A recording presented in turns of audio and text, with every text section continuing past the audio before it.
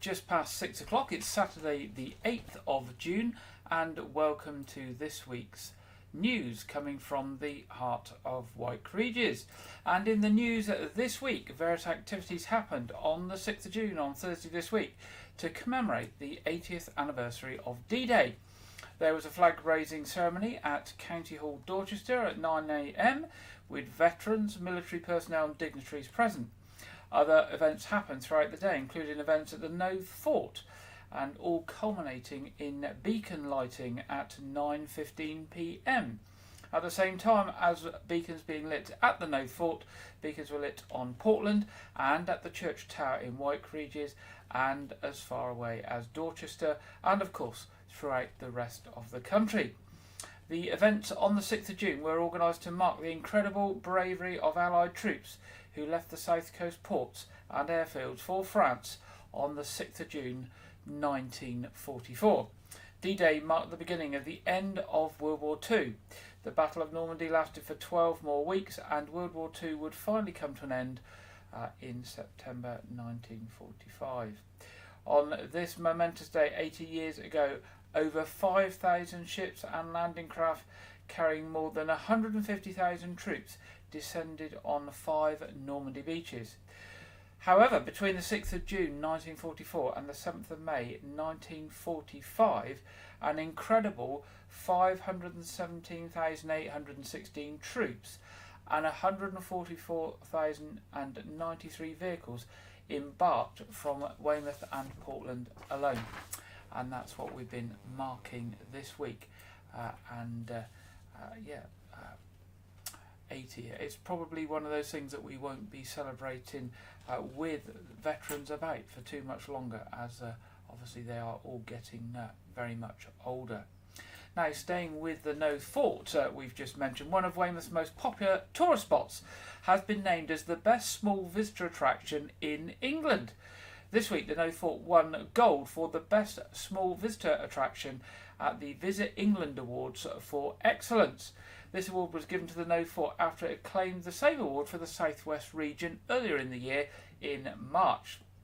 Since then, the nominees have been taken forward to the rounds of national voting and national judging. The team at the Nove were very pleased to win the award and said it fills the volunteers, community and visitors alike with pride. Nove Fort Chairman James Farquhar-Harson, commenting on the award, said, "This award fills our team, our visitors and our community of Weymouth and Dorset with pride. The site connects our community to the people who came before us, particularly those who served in the military. We, as its custodians, have a responsibility to make the story of their lives accessible to our visitors and pass the fort on to the next generations, as well as a conserved and thriving entity. This award acknowledges that we are achieving those things to an exemplary level." The news comes as the fort has experienced record numbers of visitors for the first 3 months of the year. Now, Dorset also celebrated a second award with the Acorn Inn picking up a silver award in the pub category. The pub in Evershot is run by Richard and Natalie Legg and is no stranger to accolades, having been named among one of the cosiest seasonal stays for 2024 from Red Magazine. Now, with the general election less than a month away, are you ready to cast your vote? Elections for Members of Parliament are taking place on Thursday the 4th of July. To have your say, you need to be registered to vote. So if you're not already registered, you'll need to do so by midnight on Tuesday the 18th of June. It's quick and easy. You can visit the special government website. So if you go for register to vote on Google and check you're going to a gov.uk website, you will be able to register. Now, voting in person at polling station, you will need to receive your polling card. You can only vote at your allocated polling station, so you need to read on the card where it tells you to go. And don't forget now, you need voter ID to vote at a polling station. Now, this can be a passport or driver's licence or some concessionary travel passes such as an older person's bus pass or an Oyster 60 Plus card if you've got Oyster where you are. Voters will be able to use expired photo ID as well, so if you've got an out-of-date passport As long as you are still recognisable from the photo, you can still use it. Anyone that does not have one of the accepted forms of ID can apply for a free photographic ID online by filling in a form by 5 o'clock on Wednesday, June the 26th.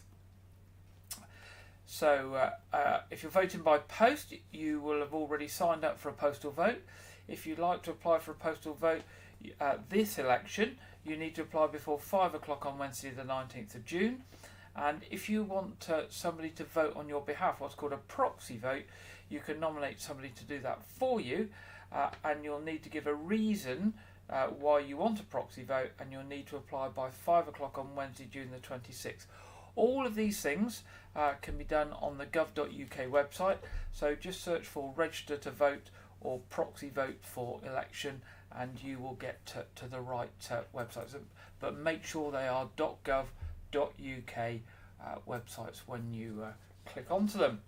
Now, last November, a team of guerrilla gardeners from Dorchester Transport Action Group were out and about behind Tesco's in Dorchester, tidying up a much-used lane popular with pedestrians and cyclists, and we actually reported that at the time. Now, the footpath between Sawmills Lane and Tesco's is very narrow and had become overgrown with vegetation, hemmed in by chicken wire and potentially dangerous after dark. Since then, the DTAG group has continued to try and engage with Network Rail and Tesco's about the path, but with no response or acceptance of responsibility from either for keeping it clear. Stuart Palmer, who's the DTAG chair, explained this path has always been well used by both pedestrians and cyclists, yet nobody seems to accept responsibility for its maintenance. And despite us voluntarily clearing the path last November and again contacting Network Rail and Tesco's, they've done nothing and the path is again overgrown. So once more the guerrilla gardeners are getting out their shears and cutters and will be out clearing the path over this weekend. A charity car wash is being held at Weymouth this Sunday, tomorrow, the 9th of June, to raise money for the Firefighters charity and a Camp Borneo expedition. The event is being held at Weymouth Fire Station on Radipole Lane between 10 a.m. and 3 p.m. and firefighters will be washing cars in return for donations. The station is supporting crew manager Oshi's daughter, who is fundraising for a trip to Borneo, where they will be undertaking some community project work for 1 month in July next year, that's 2025, with Camps International. Station manager Martin Charles said the Firefighters charity provides everyone with the fire and rescue service with a vital lifeline when things are tough, whether it's rehabilitation after an injury or someone else to turn to during mental health or financial challenges. Drivers can come and get their vehicles cleaned by our firefighters and make a charity donation to support these two worthy causes. The Firefighters charity offers specialist lifelong support for all serving and retired members of the UK Fire Services community, covering mental, physical and social well-being. It is reliant on donations to meet the cost of operating its services to support over 55,000 beneficiaries. So you can pop along there tomorrow to get your car washed, and you can support that Borneo trip and the Firefighters charity. Now, we've got several requests from Dorset Police this week, and unfortunately some of them are rather sad. It's been very bad time on the roads in the area over the last few weeks, and unfortunately there's been a few road deaths and serious injuries. Firstly, right on the doorstep of White Regis TV here in White Regis, Dorset Police received a report at 1:57 on Thursday the 6th of June, that's this Thursday just gone, of a collision in High Street, White Regis, Weymouth, involving a blue Skoda Octavia that had collided with two parked vehicles and a pedestrian. Officers are appealing for witnesses or anyone with relevant dashcam footage to come forward as they investigate the serious injury collision, and that road was closed from just before 2 o'clock through to almost 9:30 in the evening that day. Emergency services attended the road closure were put in place as they responded to the incident. The pedestrian, a woman aged in her 70s, was taken by air ambulance to hospital for treatment to serious injuries. The driver of the Skoda, a woman aged in her 60s, was treated for minor injuries. Sergeant Richard Stride of the road policing team said, "We are conducting inquiries to establish the full circumstances of this collision, and I would urge any witnesses who have not already spoken to police to please make contact with us." And particularly they would like anyone who has got any dash cam footage who was driving in the vicinity at the time of the collision to come forward. Also, Dorset Police received a report at 6:23 p.m. on Thursday, the same day, 6th of June, of a single vehicle collision on Portersham Hill involving a silver Suzuki SX4. Officers are appealing for witnesses or anyone with relevant dashcam footage to come forward following a fatal road traffic collision. Emergency services attended, and very sadly the driver, a man aged in his 60s from Bridport area, was pronounced dead at the scene. Road closures were put in place as emergency services responded to the incident, and they were lifted shortly after 9 p.m. Inspector Craig Tatton of the roads policing team said, "Our thoughts are with the family of the loved ones of the man who very sadly died, and we're carrying out our inquiries to establish the full circumstances of this incident. I would urge any witnesses to the collision or the manner of driving of the vehicle involved prior to it to please contact us." Again, they'd also like to hear from motorists who may have captured any relevant dashcam footage. And a third one for you. Officers appealing for witnesses for anyone with relevant dashcam footage to come forward following a fatal road traffic collision near Abbotsbury. This happened at 12:34 p.m. on Saturday the 1st of June. And it was a collision on the B3157 Coast Road at Abbotsbury Hill involving a blue Yamaha motorcycle and a grey Volvo XC90. Emergency services attended, and very sadly the motorcyclist, a Weymouth man aged in his 20s, was pronounced dead at the scene. The driver of the Volvo did not sustain any serious injuries. Road closures were put in place as the emergency services responded to the incident and for examination of the collision scene to be conducted. Sergeant Mike Gatfield of the roads policing team said, "Our thoughts are with the family of the man who very sadly died in this collision. We are now carrying out a thorough investigation so we can establish the full circumstances of the collision. I would urge any witnesses who have not already spoken to the police or any motorists who may have captured relevant dashcam footage to please come forward."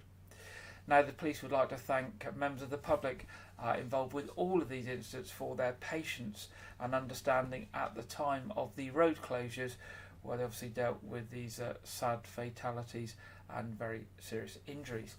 Now, if you've got any information on any of those incidents or any dashcam footage, please give Dorset Police a call on 101.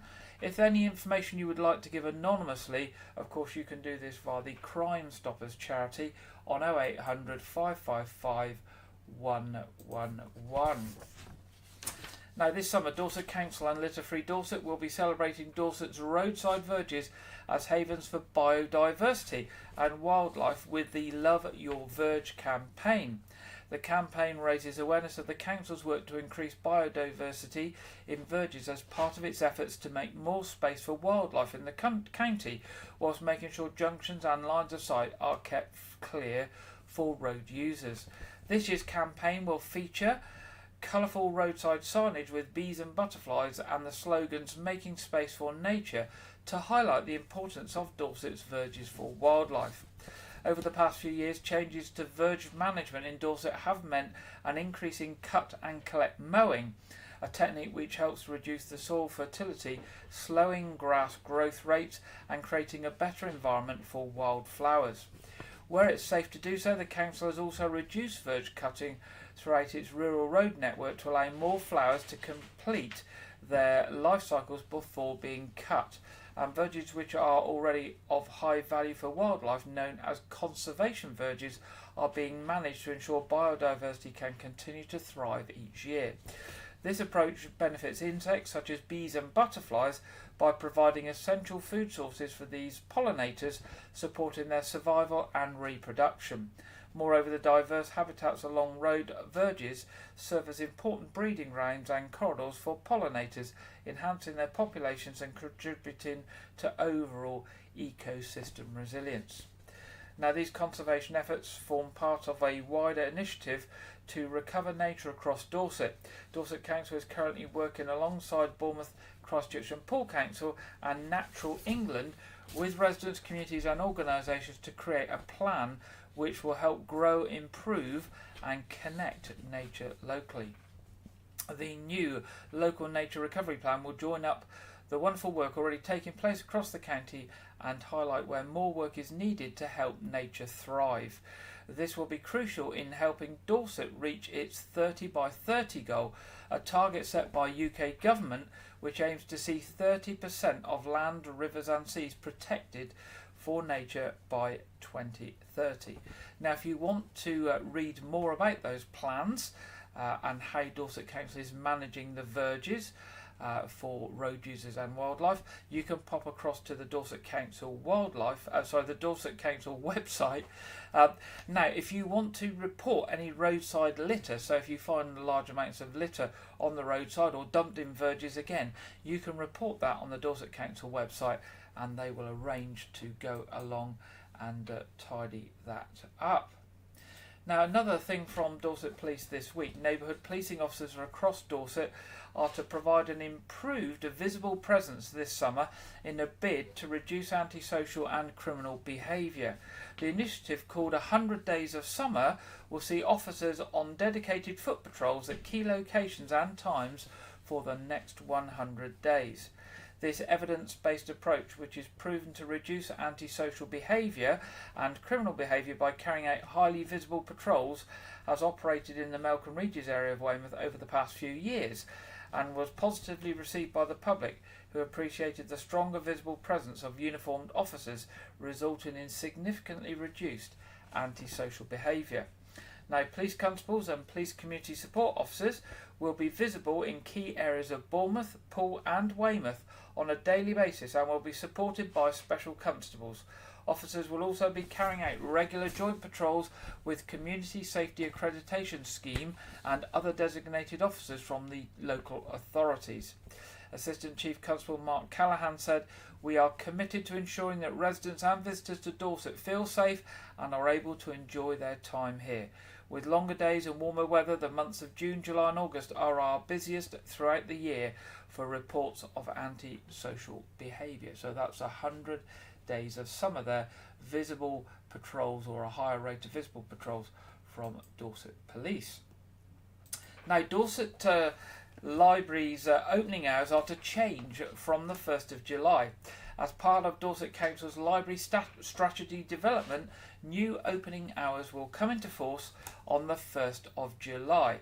Dorset Council asked local communities when they wanted the libraries to be open. Based on the feedback and identified community needs, they have updated their library opening hours.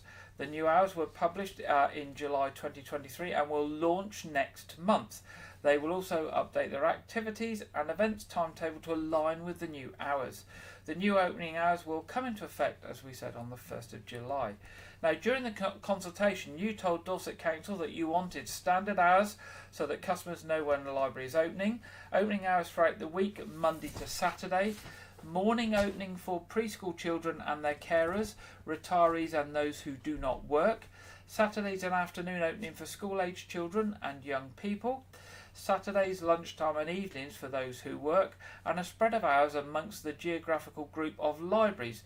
This is so that not all libraries in a geographical area are closed on the same weekdays, and times when the library is closed and partner or community groups can hire them. Now, Alan Dunn, who's the Executive Director for Corporate Services from Dorset Council, said, "Over the course of 18 months through our Let's Talk Libraries campaign, we consulted and collaborated with our customers, communities, employees and partners to develop a new library strategy, which was adopted and published in July 2023. The strategy outlines the library services contribution to Dorset and how we will support individuals and communities to be more connected and improve life chances, with a mission to inspire, connect and enable our communities through our services. The development of the strategy was community-led and evidence-based. Over the course of 2 phases of public consultation, we built a clearer picture of both what our current library users and our non-library users wanted to see from us now and in the future. Our library teams are excited to welcome customers during their new opening hours." Now, while some libraries may see bigger changes than others, overall they've been able to keep most of the same number of weekly staffed hours, and basically the weekly staffed hours are going to be 630 instead of 631 across the library network. So not a significant change, just different times and different sort of days and parts of the day. Now you can find out more about the new opening hours and read the strategy on the library pages of the Dorset Council website. And I think the important thing to say is when they started this piece of work, it was expected that there would be closures of libraries and a reduction in service at libraries. And I think having consulted with the public and heard the public's views, that very much the library service is very much still there. It's not a reduced service, and it has got a strategy for the future years. Now, Weymouth Repair Cafe that runs out of the Top Club in Littermore has been celebrating today at an event this morning running from 10:30 to 12:30. Volunteers were on hand as usual to repair items for free, and it's going to be the last chance to visit the Repair Cafe until September. Now, it was founded 5 years ago, and the Weymouth Repair Cafe has recorded more fixes than any other repair cafe in the UK that is registered and reports their fixes on the International Repair Cafe monitoring system. So very, very busy there at the Weymouth Repair Cafe, and say the busiest in the UK that is reporting their repairs. Now, they've repaired all sorts of things: electronics, clocks, Daleks, Batmobiles, dolls, teddy bears, you name it, they have repaired it. Currently they have 55 volunteers that work on items that members of the public bring along to be repaired, and the Repair Cafe also likes to share skills and knowledge to give people the confidence to have a go at repairing things themselves. Their motto is, don't bin it, fix it. So there we go, that's the Repair Cafe in Littermore. It's taking a break now until September, but save up those items if you don't feel like having a go at repairing them yourselves, and why not take them along when they start again back in September. And finally, in our headlines this week, a popular Weymouth concert series is set to undergo a rebrand and expand its programme. The Weymouth Lunchtime Chamber Concerts will be bringing more high-quality classical music and musicians to Weymouth. The series, founded by Weymouth-born pianist Duncan Honeybourne, has become well known as a platform for young professionals and established artists, and is now taking its activities up a gear. Last year's summer concert, featuring chamber musicians coached by Duncan at the Royal Academy of Music Junior Department, was such a success that this year a special summer series of 4 extra Sunday afternoon concerts is being presented under the organisation's new name, Chamber Music Weymouth. In addition to 2 young artist showcase events on the 9th of July and the 16th of July, Chamber Music Weymouth will also present a special concert of sea shanties and music inspired by or evocative of the sea and coastal landscapes, with Lyme Bay Moonrakers and Duncan Honeybourne on July the 14th. The summer series will conclude on July the 28th with a song recital given by baritone John Barker and pianist Helen Crawthorne. Full details of all the concerts and events and a detailed history of the series can be found at weymouthchamberconcerts.com, weymouthchamberconcerts.com. And that's the end of our headlines this week. Now, a couple of months ago we brought you some films from Dorset National Landscapes, and if you remember, we did some, I think, on Golden Cap and I think the Arne Peninsula, possibly. And I was thinking, with the summer upon us and lots of people liking to get out and explore the countryside and the coastline and go out for a nice walk, I thought we would share another of the Dorset National Landscapes videos with you, and this time it's Cerne Abbas. The historic village of Cerne Abbas is often known for the Cerne Abbas giant, but also has a historic past with interesting buildings, remains of an abbey and stunning church, along with lovely crystal clear riverside walks and hilltop views. Let's take a little look at Cerne Abbas now.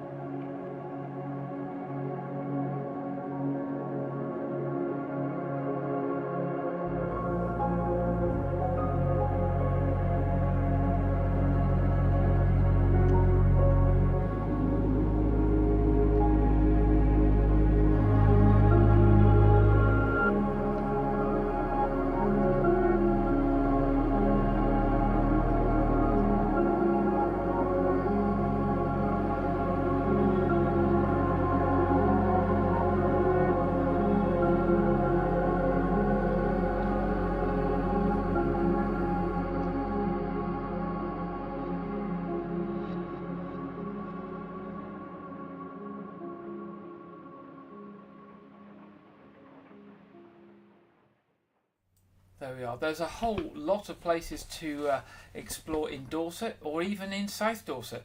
And if you like to pop along to the Dorset National Landscapes website, you will see lots of them listed and the chance to look at some of the videos they have produced.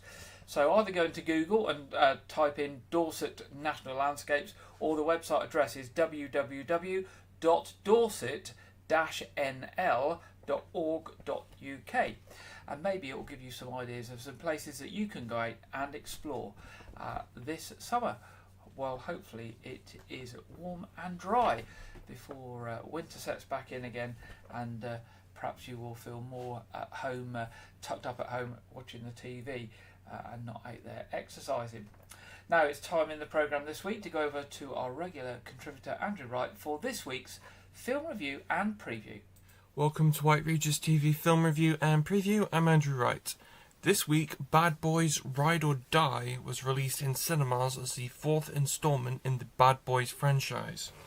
The film stars Will Smith and Martin Lawrence as Miami PD detectives Mike Lowry and Marcus Burnett, who investigate false corruption allegations against their late friend and captain, only to be forced to go on the run themselves. This film is notable for being Will Smith's first film after his Oscar slap controversy. It's also notable because the directors Adil and Balil, I believe that's how it's pronounced, they directed the third film, For Life, and then they went on to direct the Marvel miniseries Miss Marvel. Then they went on to direct Batgirl, which was famously shelved after being in pre-production because of money issues at the studio. So this is their first film after all that roller coaster. I went into this film expecting to at least enjoy it because I liked Bad Boys 1. I didn't like Bad Boys 2 because it felt very juvenile and I disliked Michael Bay's juvenile style. And I liked 3. 3 was probably the one I liked the most out of the franchise.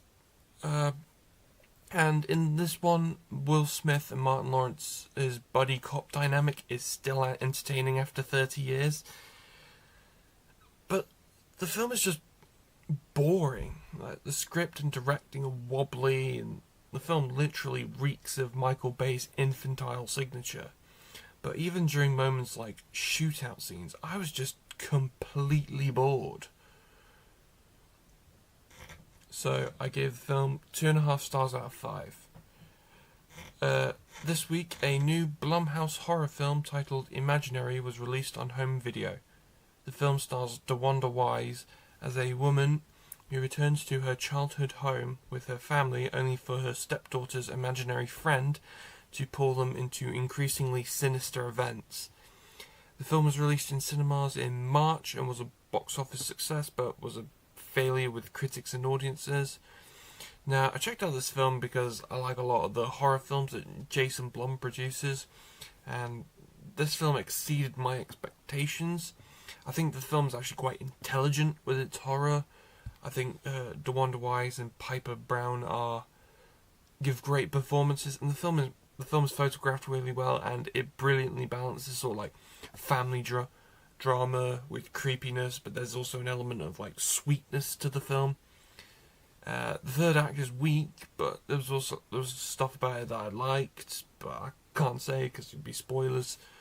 So I give the film 4 stars out of 5.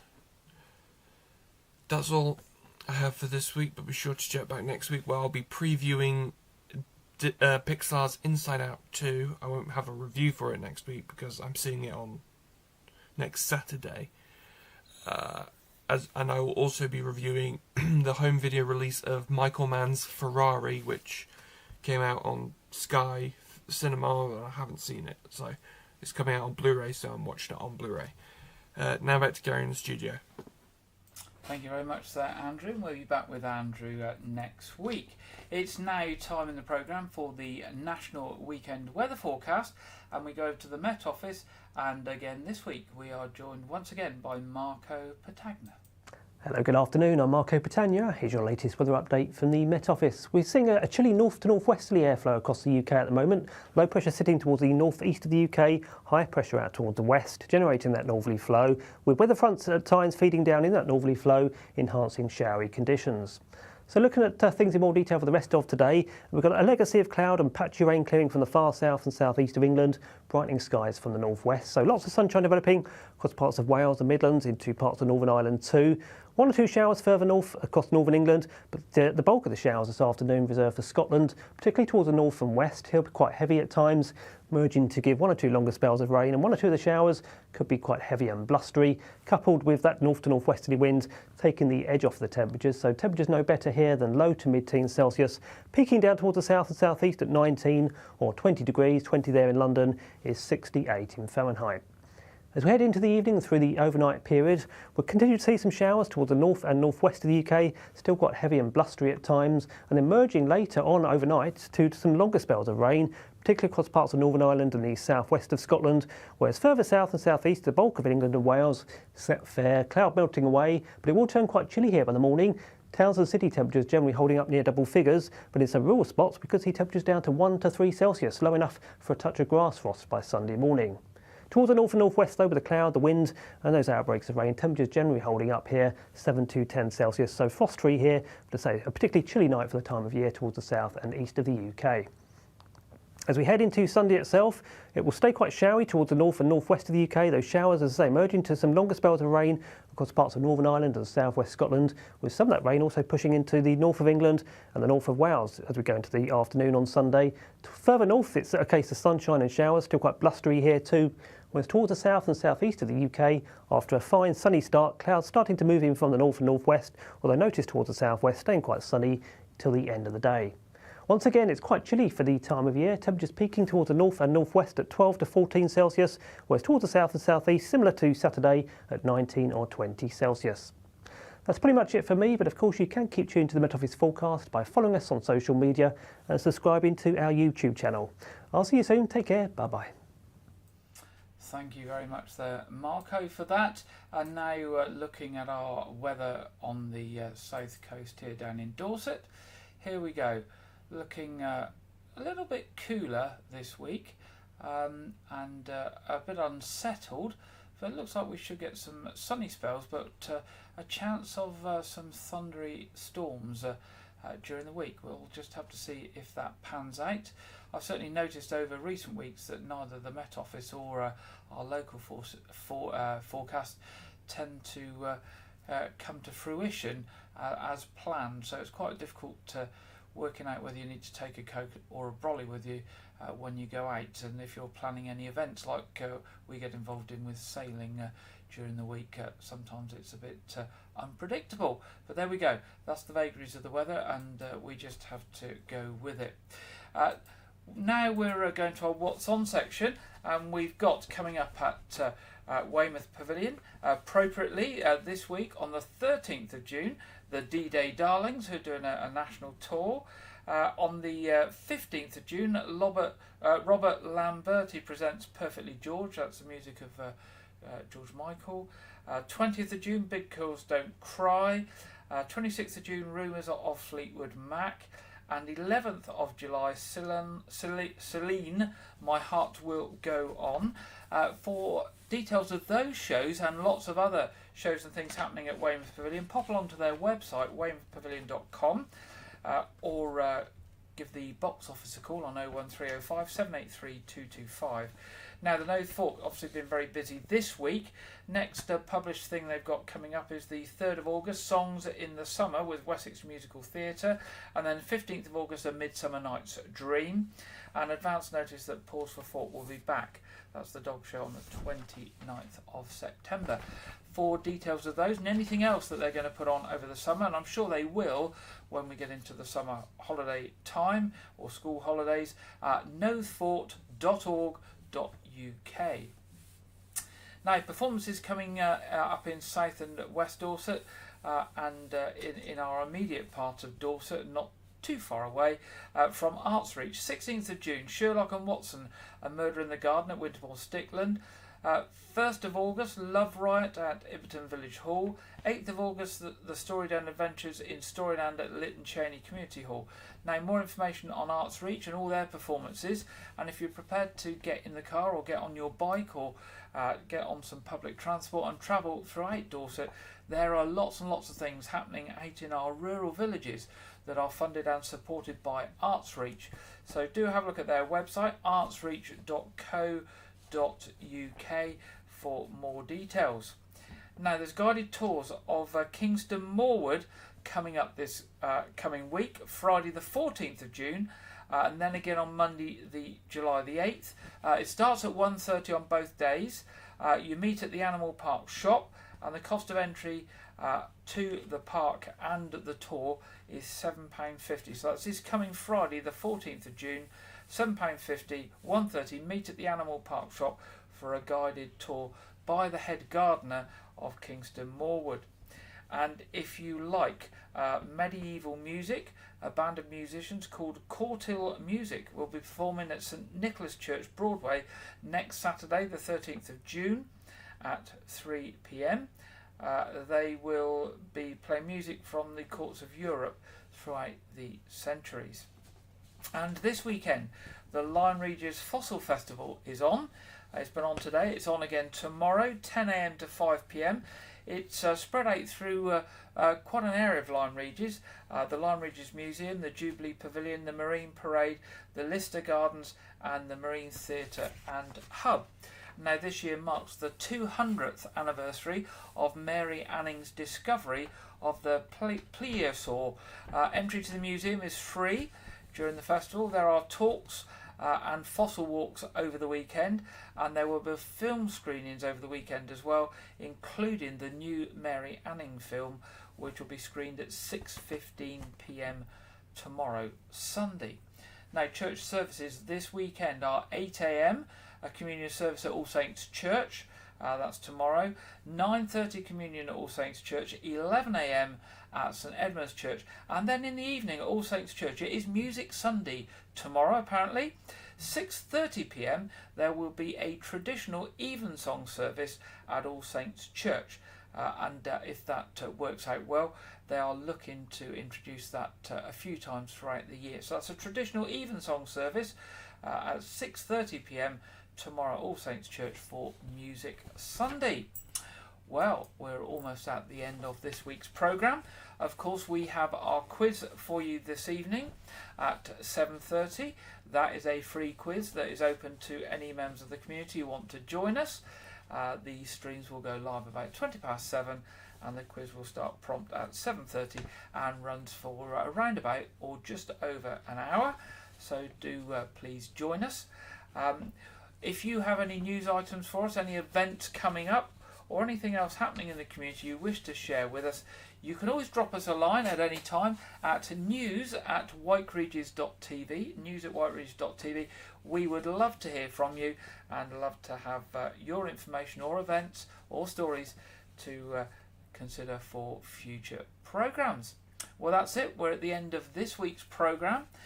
Just leaves for me to say, have a very good weekend. Hopefully the weather will hold for us. Have a good week ahead, and I look forward to being back with you next Saturday at 6 o'clock. Good night.